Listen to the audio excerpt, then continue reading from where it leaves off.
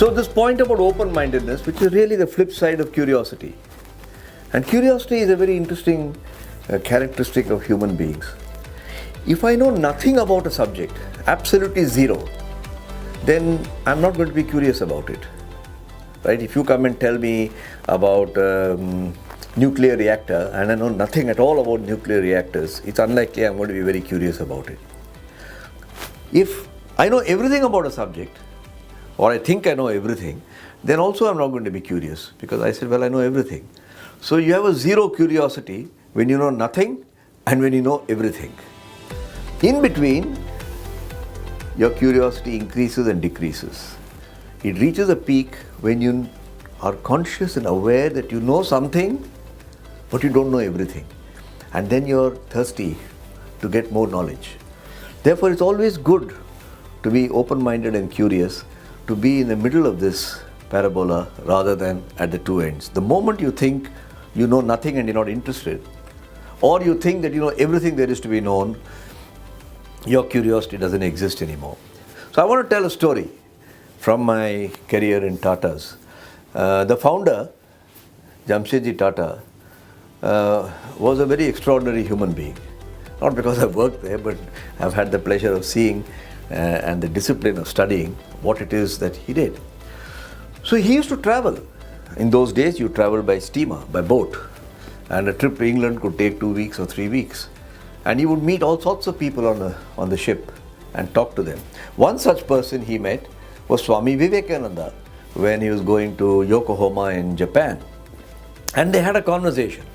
In the conversation, Swami Vivekananda said, unless we can make our people educated and scientific in their temperament, this country will find it difficult to progress. Why don't you think of starting an Institute of Science and Technology? And this is 1893, when India was at the thick of colonial times.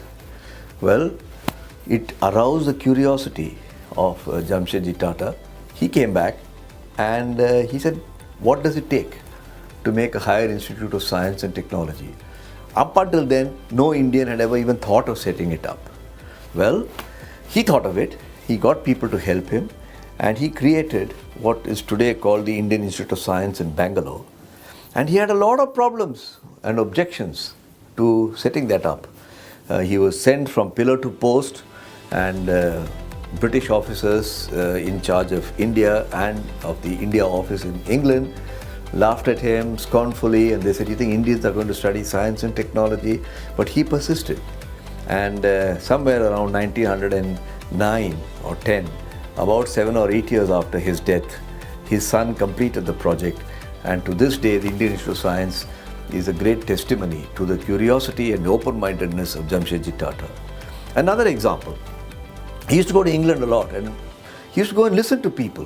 What are they talking about? And in one speech, Thomas Carlyle, who was a great intellectual at that time in England, predicted in his huge sonorous voice, he said, the nation that has steel will have gold. His way of saying that steel will become a great money spinner, because the technology of steel was a bit like IT is these days. Very advanced, very complex, not much understood, and lot of research to be done. And Jamsetji Tata came back, and in India of the 1880s, he said, India is going to have steel. And he went about looking for iron ore in what is today called Jharkhand and Bihar, central India. And he determined to set up a steel plant. And his curiosity and his open-mindedness were of such a high order that he did not hesitate to get the best people who knew about steel, whether they were from America or from England, to help him in his project, and found iron ore, got the permissions, and Tata Steel began its operations around 1910 after raising capital and going through a lot of difficulties. And his curiosity, his open-mindedness helped him to create Tata Steel, which has been a front runner in the Tata Group for a long time. So this point about open-mindedness, curiosity, persistence are not just nice words to put in a book. They do appear in the book, of course, but I think there are live examples all around us which are worth noting.